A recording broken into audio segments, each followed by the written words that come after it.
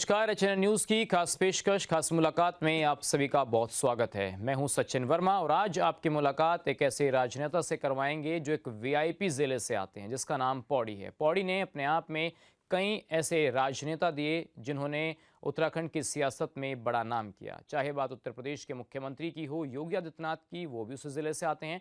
इसके अलावा तीरथ सिंह रावत हो, बहुगुणा जी हों, खंडूरी जी हों या फिर और बड़े राजनेता। तो आइए स्वागत करते हैं पौड़ी से बीजेपी के विधायक राजकुमार पौरी जी का। बहुत जी स्वागत जी, राजकुमार जी नमस्कार। आपका। बहुत बहुत धन्यवाद जी तो राजकुमार आपका। जी, आज खास मुलाकात में आपके जीवन के हिस्सों के बारे में भी जानेंगे, कितना विकास आपके क्षेत्र में हुआ उस पर भी बात होगी। तो सबसे पहला सवाल मेरा राजकुमार जी आपसे ये है कि आप 2022 में पहली बार विधायक बने। उससे पहले आपने राजनीति में अपना जब कदम रखा था तो कहाँ से राजनीति की शुरुआत हुई आपकी? मैं ज़रूर ये बात आप लोगों से शेयर करूंगा, क्योंकि मैं मूल रूप से राजनीतिक व्यक्ति नहीं था और ना राजनीतिक परिवार से मैं आता हूं। मैं बहुत एक गरीब परिवार से निकला हुआ व्यक्ति हूं।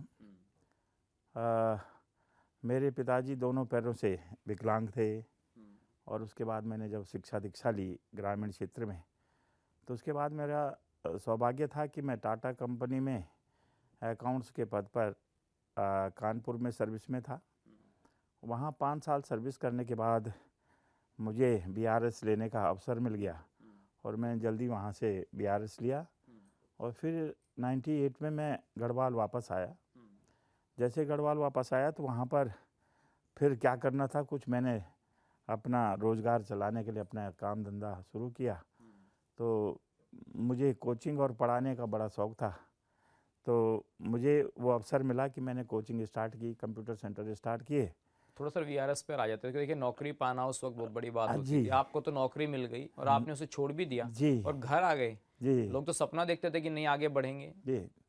वीआरएस लेना भी एक मैं ये समझता हूँ कि ये भाग्य की बड़ी देन होती है और भाग्य से बढ़कर कुछ नहीं होता है।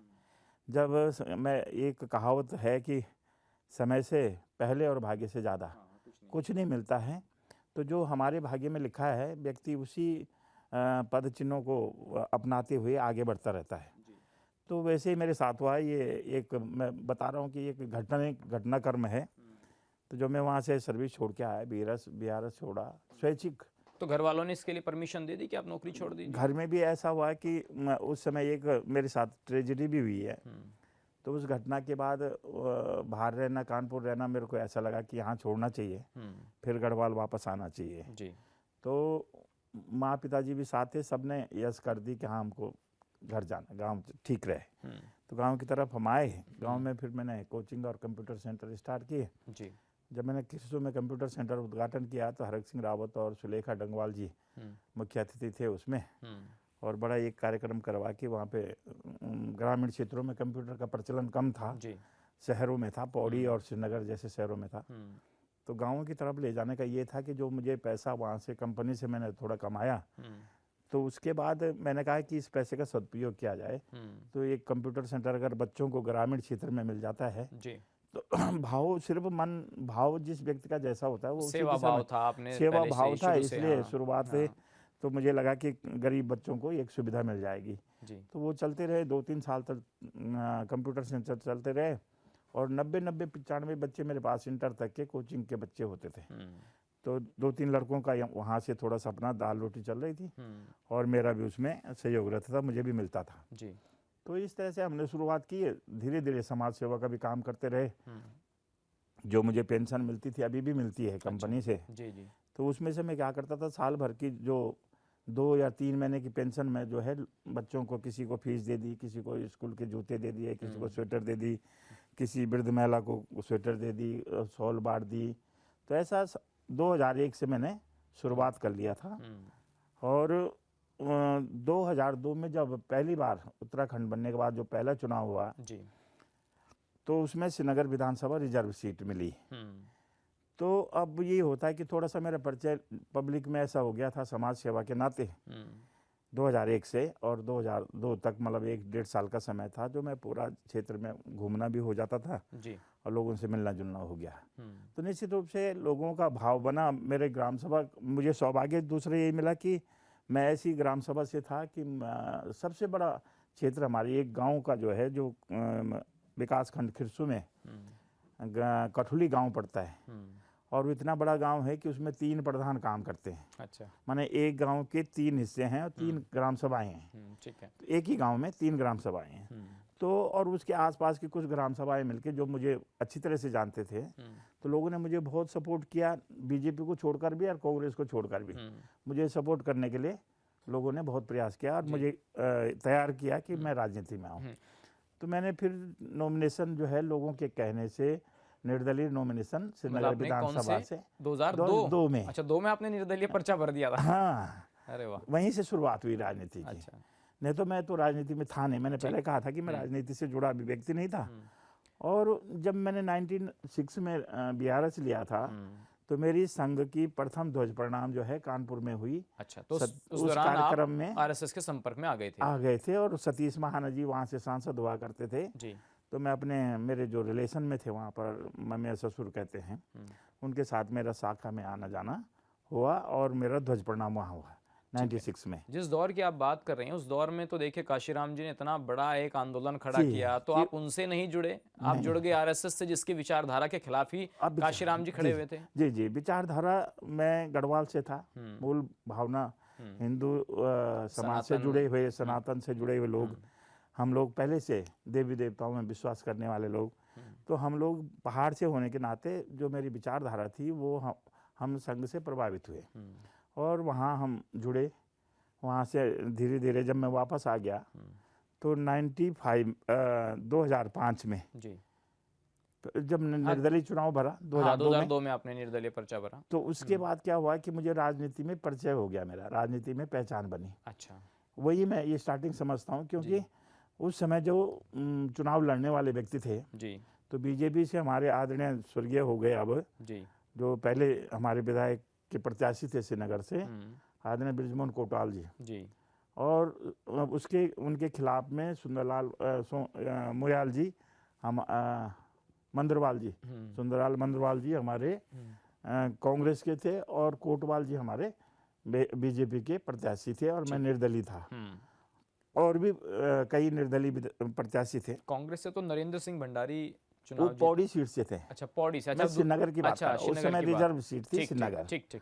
और उसमें क्या हुआ कि कांग्रेस को उस समय भी जीत मिली, पहला चुनाव जो है श्रीनगर विधानसभा से मंदरवाल जी जीत गए। ठीक है। और हमारे बृजमोहन कोटवाल जी बीजेपी वाले वो हार गए और डिफरेंस भी कम ही था, 1500-1600 वोट से वो हार गए थे।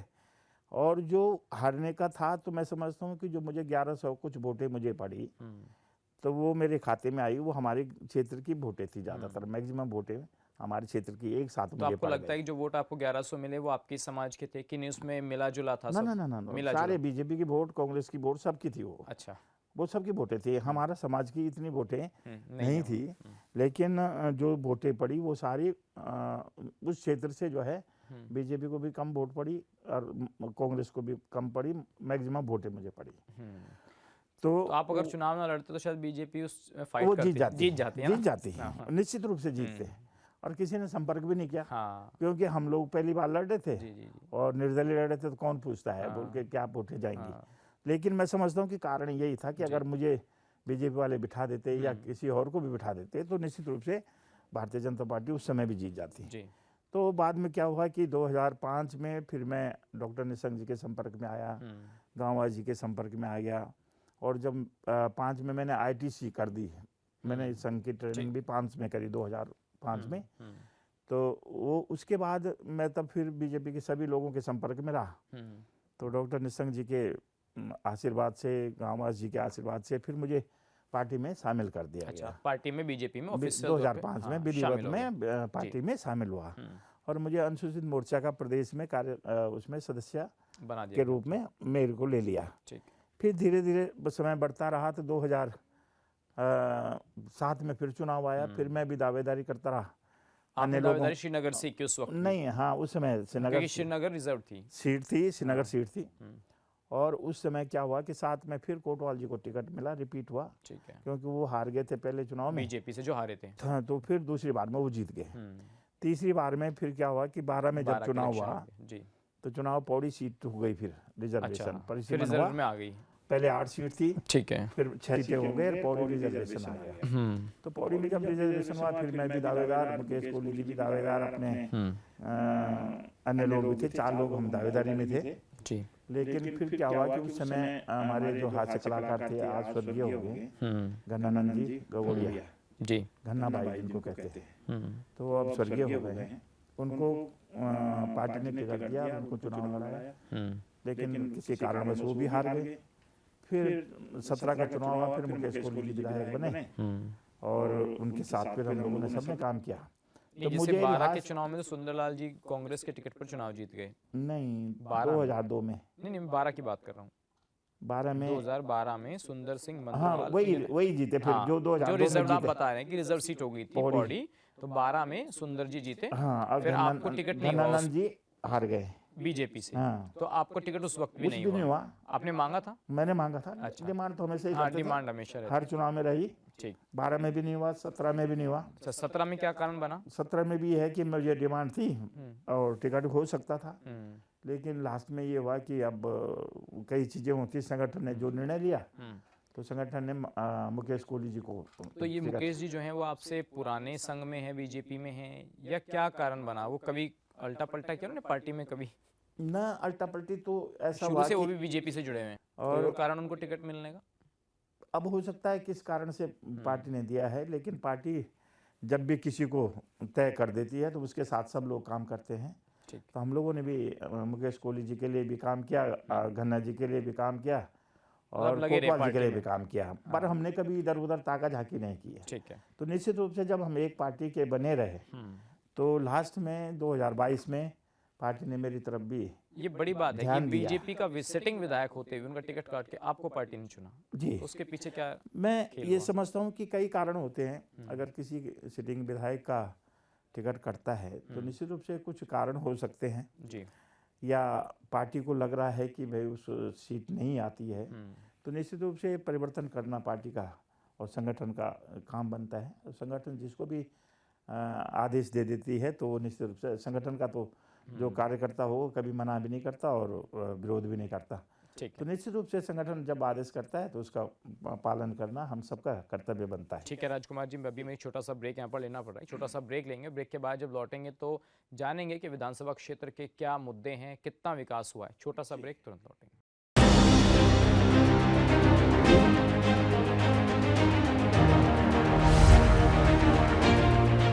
ब्रेक के बाद आपका एक बार फिर से स्वागत है खास मुलाकात में। आज हमारे मेहमान हैं पौड़ी से बीजेपी विधायक राजकुमार पौड़ी जी। उनसे हम लगातार जान रहे हैं उनकी राजनीति से जुड़े हुए सियासत के किस्से। तो राजकुमार जी, अब बात सड़कों की आती है, स्वास्थ्य की बात आती है, तो आपने अपने क्षेत्र में कितना सड़कों का स्वास्थ्य के लिए काम किया है? जी, बहुत ही सुंदर आपने मुझसे प्रश्न पूछा है। और इसमें वास्तव में जब मैं विधायक बना 2022 में तो आदरणीय मुख्यमंत्री जी के द्वारा हम लोगों को 10-10 योजनाएं मांगी गई थी विकास की जी। तो इसमें मैंने अपने क्षेत्र के लिए मैंने एक दूरदर्शी सोच रखते हुए बहुत एक लंबी योजनाएं दी थी 2-3, जिससे कि हमारे पौड़ी की अगर ये योजनाएं हो जाती तो हमारी कायाकल्प हो जाती पौड़ी की जी। और उसमें सबसे पहले है कि हमने दुगड्डा से सतपुली तक एक टनल मांगी थी 7.5 किलोमीटर की। और जो हमारी पौड़ी की दूरी है कोटद्वार से, ये अभी वर्तमान में 104 किलोमीटर है और उस टनल के बनने से ये कम से कम जो है 34 किलोमीटर हमको शॉर्ट हो जाएगी। तो इससे जो पौड़ी में हमारा पर्यटक आने का हम रोना रोते हैं कि हमारे पौड़ी में पर्यटक नहीं आता है, नहीं आ रहा है, तो अगर ये टनल बन जाएगी तो निश्चित रूप से पौड़ी में पर्यटक आएगा, क्योंकि रोड में जिग जैग खत्म हो जाएगा और सड़क सीधी हमको पौड़ी तक मिलेगी। तो लोग कोटद्वार से पौड़ी आना पसंद करेंगे, क्योंकि पौड़ी एक हिल स्टेशन है, मसूरी की तर्ज पे। मसूरी से भी बहुत सुंदर पौड़ी एक हिल स्टेशन अपने आप में है जी। और सबसे खूबसूरत बात यह है कि पौड़ी से हिमालय की जो रेंज दिखती है बहुत लंबी रेंज दिखती है, इतनी कहीं से नहीं दिखेगी आपको जी। और सनसाइट का भी दृश्य बहुत सुंदर है पौड़ी से, लेकिन इसको जो है लोगों ने दिखाया नहीं है और न दर्शाया है। तो अगर इसको बचाने का काम हम लोग अगर करते हैं तो निश्चित रूप से अगर टनल बनेगी तो ये काम हमको आसानी से पौड़ी जो है डेवलप होगा, पौड़ी में पर्यटक आएगा। राजकुमार जी, एक सवाल ये है कि जिस समाज से आप आते हैं, क्या उस समाज का विश्वास, जैसे कि सरकार बोलती है आपकी, भाई मोदी जी भी कहते हैं सबका साथ, सबका जी विकास, सबका जी विश्वास, जी जिस वर्ग से आप आते हैं, जिस समाज से आते हैं, वो ज़्यादातर देखा है कि एंटी बीजेपी ही वोट करता जी है, जी। खासकर जो ऐसी ताकतें हैं जो बीजेपी को हराने के लिए काम आज करती हैं। तो आज ऐसा क्यों है? आपने सही ये बात पूछी है। वास्तव में मूल रूप से जो अनुसूचित जाति का वर्ग है, ये मूल रूप से कांग्रेस से जुड़ा हुआ था। लेकिन आज स्थिति बदल गई है। जितने भी आज पढ़े लिखे समाज के लोग हैं, जो लोग शिक्षा ले चुके हैं, जो समझदार जिसको कह सकते हैं वोटर हैं, वो सारे जो आज परिवर्तित हो रहे हैं। और अनुसूचित जाति की जहाँ तक बात करते हैं तो हमारा एससी वोटर है बीजेपी की तरफ ज़्यादा से ज़्यादा जो है डाइवर्ट हुआ है। आज अधिक सीटों पे हम लोग जीत रहे हैं और सरकार अधिक विधायकों के माध्यम से बन रही है। तो ये एक कारण यही है, क्योंकि बीजेपी का अगर ब्राह्मण वोट, ठाकुर वोट अगर सीमित होता तो निश्चित रूप से उतनी सीटें आती। लेकिन आज सीट बढ़ने का काम जो हुआ है, या हमारी सीटें बढ़ी हैं, या मतदान की जो संख्या है वो ज़्यादा हो रही है, तो केवल अनुसूचित जाति का वोट जब कन्वर्ट हो रहा है, इसी वजह से भारतीय जनता पार्टी की सीटें ज़्यादा आ रही है और कांग्रेस की कम होती जा रही है। तो ये कारण ये है। और आज विश्वास जहाँ तक विकास के साथ जाने की है, तो बीजेपी के साथ अनुसूचित जाति का व्यक्ति इसीलिए जा रहा है कि अपने आप को सुरक्षित महसूस कर रहा है, विकास के साथ जुड़ रहा है, और सब जो है समान भाव से, जहाँ तक समानता की भी बात आती है तो भारतीय जनता पार्टी समानता की भी बात करती है, समरसता की बात करती है। इसलिए भारतीय जनता के पक्ष में, भारतीय जनता पार्टी के पक्ष में 80 वोट कन्वर्ट हो रहा है। एक सवाल ये है कि आपके समाज को क्या वो प्रतिनिधित्व मिल रहा है सरकार में, चाहे मंत्री पद की बात हो, विधायकों की संख्या की बात हो, जैसे बहन जी भी कहती थी भाई जिसकी जितनी संख्या भारी उसकी उतनी हिस्सेदारी। जी जी, तो वो हिस्सेदारी मिल रही है?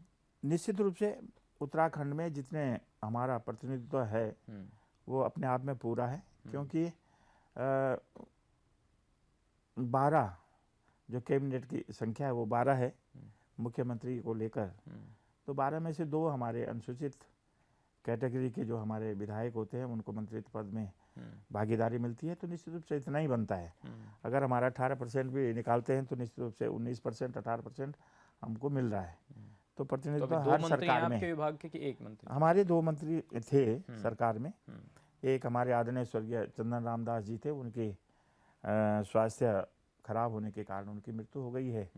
वो अभी खाली चल रहा, माननीय मुख्यमंत्री जी के पास है, लेकिन प्रतिनिधित्व पूरा है। तो आपको लगता है कि जो सीट खाली हुई है, ठीक है, दुर्भाग्यवश वो खाली हो गई, कोई नहीं चाहता कि ऐसा दुर्घटनाक्रम हो, क्या वहाँ राजकुमार जी एडजस्ट हो पाएंगे? इस संबंध में तो खैर ये तो सरकार का निर्णय है और हमारे संगठन का निर्णय है।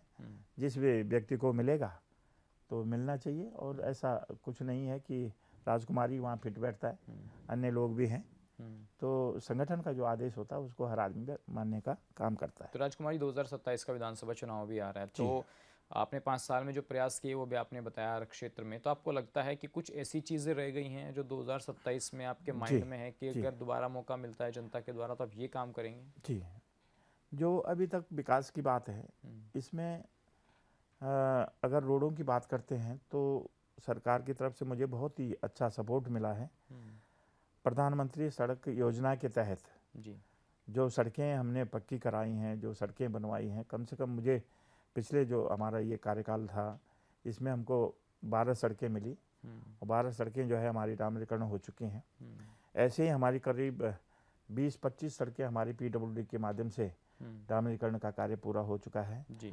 और कम से कम 13 से 15 हैंडपम्प हमने इस कार्यकाल में लगवाए हैं। और इसी तरह से जो मैं रेलवे की बात कर रहा था, तो मैं सौभाग्यशाली भी हूँ कि हमारे विधानसभा में 2 रेलवे स्टेशन कंप्लीट होने वाले हैं, और 2 स्टेशन हमारे विधानसभा में पड़ते हैं। तो माननीय मोदी जी का भी और पुष्कर सिंह धामी जी का बहुत बड़ा हम लोगों पे कृपा है कि हमको 2 स्टेशनों की सौगात मिली है। और पौड़ी से जो है ऋषिकेश आना, कर्णप्रयाग जाना, ये बहुत आसान हो जाएगा। तो इसके लिए भी हम धन्यवाद विज्ञापित करते हैं। साथ में हमारी जो रिपेयरिंग है स्कूलों की, बहुत स्कूलों की संख्या ज़्यादा है, इसलिए मैं कह नहीं पा रहा हूँ। इसमें ये एक मैंने पत्रक बनाया है नववर्ष का, और ये नववर्ष 2026 का है। तो आप अपने ये पूरा और इसमें आपने इसमें जितने मैंने प्रस्तावित हैं वो भी इसमें प्रस्तावित जो काम स्वीकृत है और स्वीकृत जो हैं। काम हो गए हैं, इसमें ये ऑथेंटिक काम है जो हो गए हैं सरकार की तरफ से, और इसके माध्यम से मैं जनता के बीच में इनको रखने वाला हूँ, भेज रहा हूँ। जी, अच्छा, कुछ ऐसे आरोप लगते हैं कि जो आपकी सरकार है वो पहाड़ी क्षेत्रों में सौतेला रवैया अपनाती है, उपेक्षा हो रही है पहाड़ों की। कांग्रेस के कुछ मित्र हैं जो उस तरीके के आरोप लगाते हैं आपकी पार्टी के लोग। ऐसा तो मैं समझता हूँ कि नहीं होता है। सरकार जब बन जाती है, कोई भी जनप्रतिनिधि जब बन जाता है या सरकार बन जाती है, तो साझा हो जाती है। वो ना कांग्रेस की होती है, ना बसपा की होती है, ना बीजेपी की होती है। सबके लिए एक ही जैसा व्यवहार किया जाता है। सबको विधायक निधि मिलती है तो बराबर मिलती है, सबको रोडों की कटिंग के लिए पैसा मिलता है तो सबको बराबर मिलता है। तो मैं समझता हूँ कि इसमें तो कोई भेदभाव नहीं होता है। विकास की जहाँ बात है तो पूरे उत्तराखंड के विकास के लिए सरकार समर्पित है और सरकार उसके लिए काम कर रही है। एक बात ये कही जाती है कि आपकी सरकार में अधिकारियों की जो है कुछ ज़्यादा चलती है, राजनेताओं की कम चलती है। लाल फीताशाही हावी है पुष्कर सिंह धामी की सरकार में। ऐसा नहीं है। मैं तो समझता हूँ कि मैं तो एक सरल स्वभाव का व्यक्ति हूँ, लेकिन अधिकारी को अगर हम फ़ोन कर देते हैं तो काम हो जाता है, तो हम इस बात को कैसे माने कि भाई अधिकारी हम लोगों की नहीं मानते। ये मैं पूछ रहा हूँ कि आपका व्यवहार इतना सरल है तो कुछ लोग तो अधिकारियों से बात करते हुए अपने वीडियो वगैरह वायरल करते हैं कि देखिए ऐसा दबंग विधायक होना चाहिए। तो आपके काम हो जाते हैं, एसपी डीएम वगैरह मानते हैं सब चीज़ों को? मैं कह रहा हूँ ना, मैं अगर सरलता से हम बात करते हैं तो अधिकारी भी सुनता है और काम भी होते हैं। मैं एक उदाहरण देता हूँ। क्या आप, मैंने कहा कि पीडब्ल्यूडी की सड़कें सरकार की तरफ से जो पैसा मिलता है, तो आज तक मुझे जो है सचिवालय में चक्कर नहीं काटने पड़े और हमारा काम आसानी से जो है, और मैं समझता हूँ कि हर साल मुझे बढ़कर पैसा मिला है। 10 करोड़ जो एक साल एक विधायक को मिलता है जी। तो मुझे तो हमेशा जो है कभी 18 करोड़ मिला है, कभी 20 करोड़ मिल गया, कभी इस समय तो मेरे को लगता है कि 20 से भी ऊपर पार कर गया। लेकिन तो सब डेवलपमेंट में लगा रहे हैं कि नहीं लगा सब रहे हैं? सड़कें बन रही हैं। जैसे विपक्ष के विधायक आरोप लगाते हैं मैंने कि भाई ये कहा तो आधा तो इसमें अधिकारियों को ही चला जाता कि है। इसीलिए मैंने ये छपाया कि सांच को आँच नहीं, और इसमें जो है सारा वो चीज़ें हैं जो हो गए हैं, जो काम हो गए, जिनकी स्वीकृति मिल गई। इससे बड़ा हमको, मैं अपने आदरणीय मुख्यमंत्री जी का भी, आदरणीय धन सिंह रावत जी का भी धन्यवाद ज्ञापित करूंगा कि अभी अभी उन्होंने मुझे 100 करोड़ की योजना धन सिंह जी ने स्वीकृत करके पंपिंग की योजना पौड़ी के लिए दी है। वो भी स्वीकृत हो गई है, जल्दी उस पर काम शुरू होने वाला है। और 72 करोड़ का जो है हमारा एनसीसी का कैंपस बनने वाला पौड़ी में, जो बड़े लंबे समय से लंबित था और इस समय हो गया है, स्वीकृति मिल गई है। मैं उनका भी धन्यवाद ज्ञापित करता हूँ। 2 चीज़ें ये हुई हैं। इसके साथ साथ धन सिंह रावत जी ने, जो स्वास्थ्य मंत्री हैं, उन्होंने 2 काम मेरे पौड़ी में किए हैं स्वास्थ्य विभाग के, और महत्वपूर्ण काम है। एक तो 25 करोड़ की धनराशि दी है, स्वीकृत की है। पौड़ी में CCU बननी है, क्रिटिकल यूनिट बनना है, तो उससे पेशेंटों को लाभ मिलेगा। जो वहाँ से भाग के देहरादून लाना पड़ता है, वो पेशेंट वहीं पर रहकर इलाज उसका हो जाएगा। तो विधायक जी, जैसे भी आपने बताया, कितनी चीज़ों से वहाँ के लोगों को भी रोजगार मिलेगा कि नहीं मिलेगा? किन चीज़ों से? जो आप बता रहे डेवलपमेंट कितने जी, काम हो रहे हैं? तो इतनी सड़कें जो हमारे क्षेत्र में पास हुई हैं, तो मैं समझता हूँ कि वहीं के लोकल ठेकेदार सड़कों के काम वहीं के ठेकेदार तो कर रहे हैं। तो कहीं ना कहीं वहाँ की लेबर काम करेगी, वहाँ के ठेकेदार काम करेंगे, तो रोजगार तो लोकली लोगों को मिल रहा है। और निश्चित रूप से भविष्य के लिए भी मैंने जो अभी कुछ काम हमारे DPR गठित हो गई हैं, जिनमें अभी पैसा स्वीकृत होना है। माननीय मुख्यमंत्री जी से मेरी बात हो गई है। पौड़ी को किस तरह से हम पर्यटक के रूप में डेवलप करेंगे, इसके लिए 2-3 योजनाएं मैंने दी हैं और उसमें DPR भी गठित हो गई है। एक रोपवे का था हमारा, श्रीनगर गंगा दर्शन मोड़ से पौड़ी तक का रोपवे का था, वो भी प्रस्तावित है और उसकी DPR भी गठित होने वाली है। तो वो अगर मिल जाता तो रोपवे से भी हमारे पर्यटक पौड़ी पहुंचेंगे श्रीनगर से। तो चुनावी वर्ष में कुछ बरसात होगी पौड़ी में विकास कार्यों की, और कुछ बड़ा प्रोजेक्ट ला रहे हैं मुख्यमंत्री जी से? मुझे विश्वास है कि ये मेरे जो 2-3 प्रोजेक्ट हैं निश्चित रूप से हो जाएंगे, क्योंकि एक स्टेडियम का डिमांड थी, वो भी स्वीकृत हो जाएगा। उसकी DPR गठित हो गई है, 10 करोड़ समथिंग की है, और 10 करोड़ की एक झील बनने वाली है।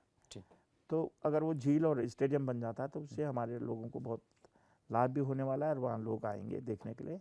आदरणीय मोदी जी ने कहा कि ये उत्तराखंड का दशक है, विकास का जो दशक है उत्तराखंड का दशक है, तो निश्चित रूप से मुझे भी लाभ होने वाला है पौड़ी विधानसभा को। ठीक है विधायक जी, आपने विकास को लेकर और अपने जीवन के बारे में काफ़ी महत्वपूर्ण बातें हमें बताई, इसके लिए सर आपका बहुत बहुत शुक्रिया। बहुत धन्यवाद जी।